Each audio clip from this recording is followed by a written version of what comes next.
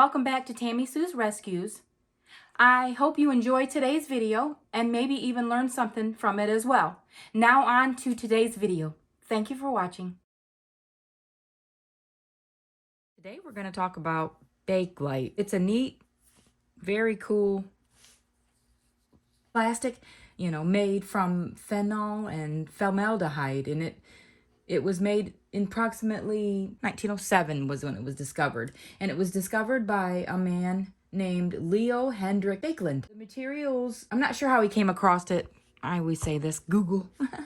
But he did figure it out. He was the creator of it initially.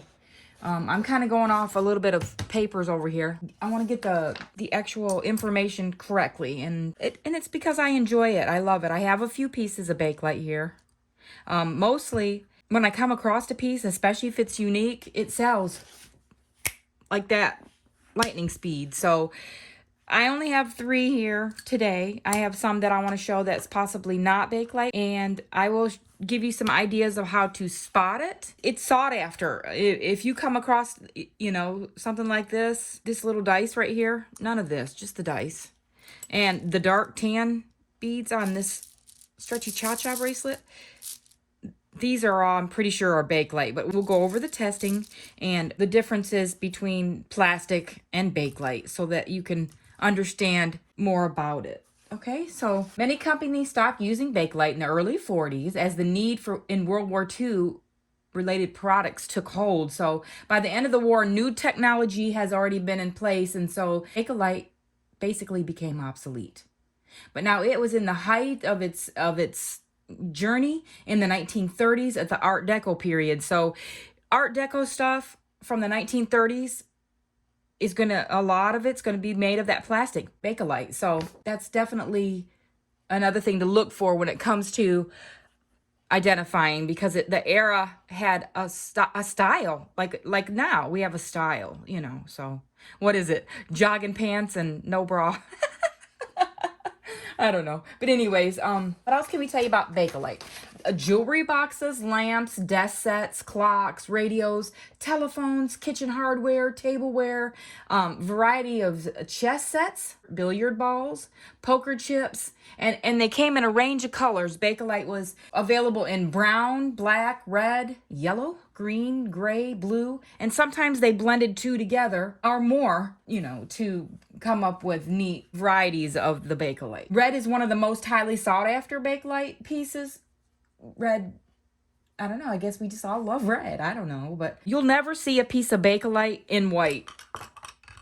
Like right here, case in point. This is plastic. It's some kind of resin poured, whatever, I don't know, but this white right here will not exist in the Bakelite world, because this started out as white. If you cut this dice in half, it'll be white in the middle, but it just ages like this and turns a mustardy yellow. I don't know why, but that's what it does. It was basically white at one time, like this color, and of course like white there, and now it ends up in this mustardy over the years. So that is so cool. I don't know why, but I like it. Mahjong tiles were made out of Bakelite back in those days, and want to distinguish Bakelite in the wild, which I purchased this at a thrift store 2017. So I've had it for a while. I haven't let this one go right here. This is my special one because I found it myself. I picked it up. In my mind, I thought, this is Bakelite.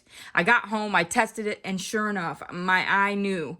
After my first experience with Bakelite was in early 2017. I started picking up jewelry jars from the Goodwill, and the first 2 that I picked out, they were pretty good size, and they were probably approximately 20 bucks a piece, if I remember correctly, between $15 and $20 a piece. And there was 2. In those was 2 pieces of Bakelite. But at the time, I just thought they were neat looking, old looking. One was a brooch made out of wood, and it looked like a bowling ball. But the dangles that hung off it, the pins were made out of the Bakelite. And I figured it out. I started searching. I went to Google and I was like, help me, Google. I want to know what this is made out of. So that's how my love started for Bakelite. And even selling jewelry. Those were my first jewelry finds in the wild out here. But this one, I went to a thrift store. I picked it up. I rubbed it. I sniffed. I was like, oh my gosh, this may be Bakelite. I got home and tested it, and sure enough, my instincts were right. So that's how it started. Okay, so I do want to tell you that it omits a formaldehyde smell, like back in science class, basically. And that one, I know that smell because I remember science class, and I came across this before COVID hit. So I can still recognize it because I ended up learning it before I had any alteration to my sense of smell. A couple tests include, like I said, the rub and smell test. Smells like science class. Hot water, 409, baking soda, and I'm sure there's others, but for me, it's the semi-chrome. And I got it right here. Semi-chrome polish. Oh, if y'all are thirsty, get a cup of coffee. I got mine right here.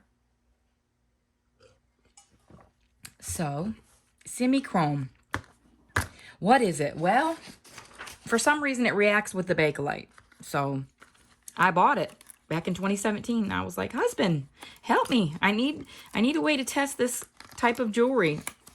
But like, you know, if you find a phone from the 1930s-ish, 40s, it could be possibly Bakelite. So, and go look, Google it. The phones and stuff that was made out of Bakelite, oh, it'll bring a pretty penny. Well, let me tell you.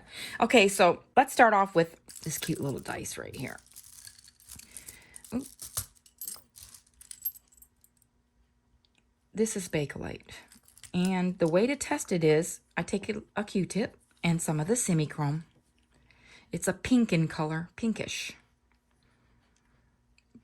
This polishes stuff. It's a polishing paste, as you can see right here. I've had this tube since 2017. It's not gone bad, and look how much is gone. Barely any. So you can tell I do test quite a bit. This is flat down here where I've used, but most of the time I don't have Bakelite. So, but I've gotten more used to what it looks like, how it feels, how heavy it is. It's heavier than regular plastic.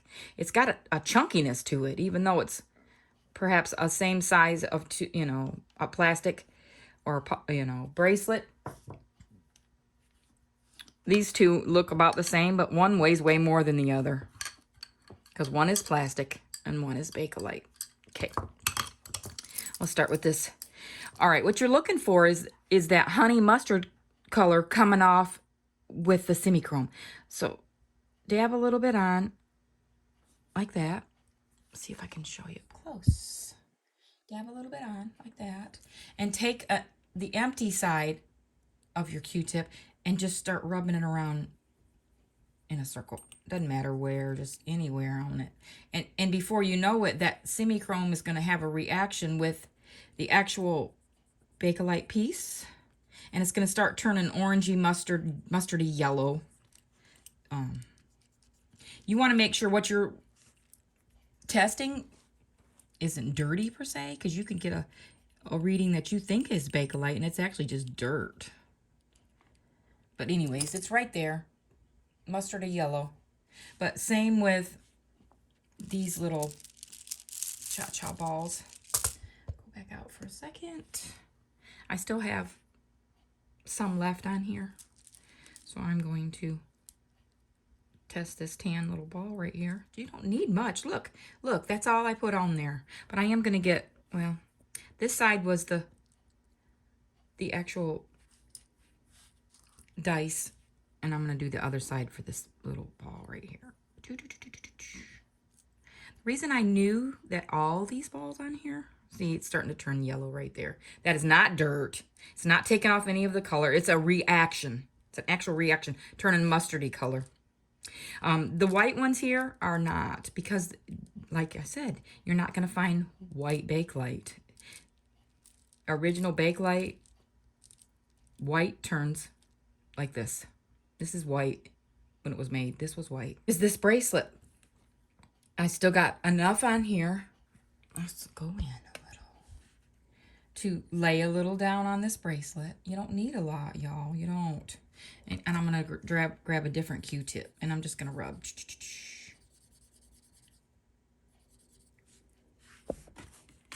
You don't need a lot, but I need a little more. It's just not enough. I'll just use it. It's got enough on it. Rub, rub, rub. And there's the yellow coming right there. It's not pink anymore. Yep.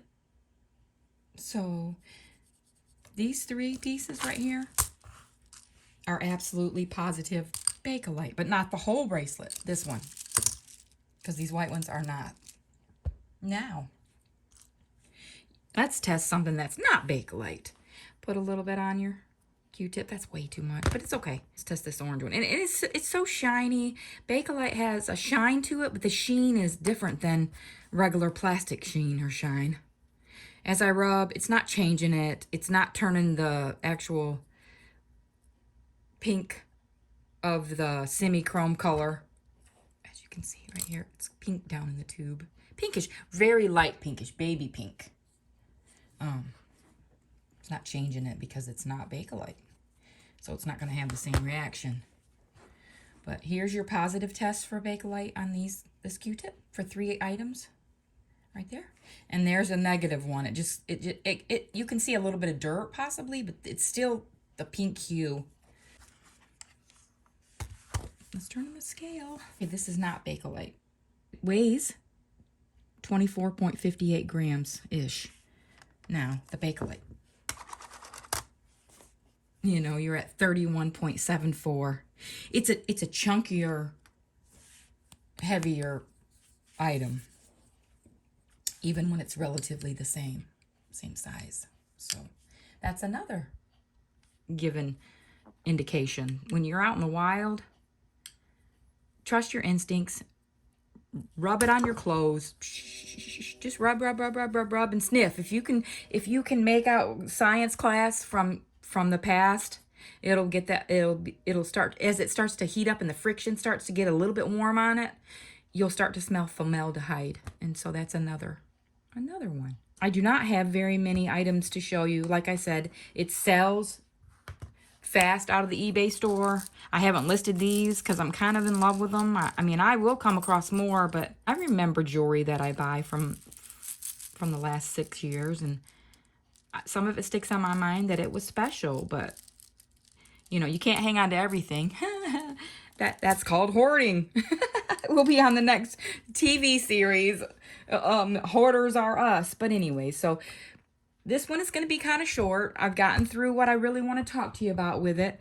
But Bakelite is an awesome piece of history. I don't want to wonder how much is in the landfill. People have, thrown away over the years. But I'm going to do my best to, when I find it, recognize it, share it, pass it along to a new home. So it's fun. It's fun for me. I love it. I wish I had more of it. And I may have more of it. I have a lot of jewelry to still sort. I got some coming. I got a 16 or 20 pound box coming next week, Wednesday. So I will be putting that on video really, really soon. And I might process a letter a day for the next few days. So I went through A yesterday, which was amber. Bakelite today. And yeah, jewelry's fun for me, and I enjoy it. I'm excited about it. I want to share it with y'all, and hopefully you'll get a little smile and fun out of it too.